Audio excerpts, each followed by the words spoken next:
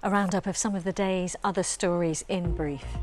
The mother of murdered student Libby Squire is to meet her daughter's killer in prison. The 21-year-old from High Wycombe disappeared during a night out in Hull in 2019.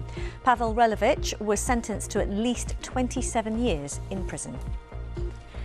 And Marks & Spencer has told a planning inquiry it will close its flagship branch on Oxford Street for good if it's not allowed to rebuild its store. It wants to demolish the Art Deco buildings near Marble Arch and replace them with a modern shopping complex. It's been strongly opposed by heritage groups.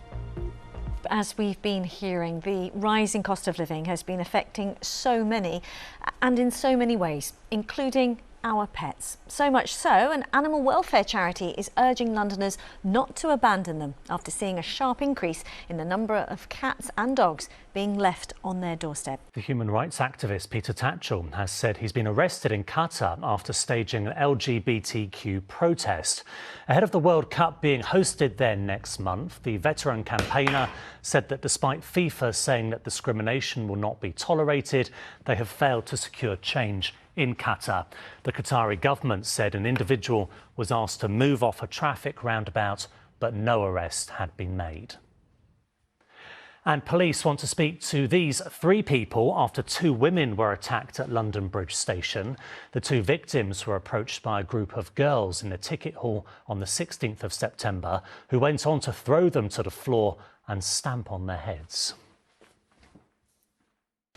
Drivers who don't live in the borough of Hammersmith and Fulham could be fined for driving in parts of it under new council proposals.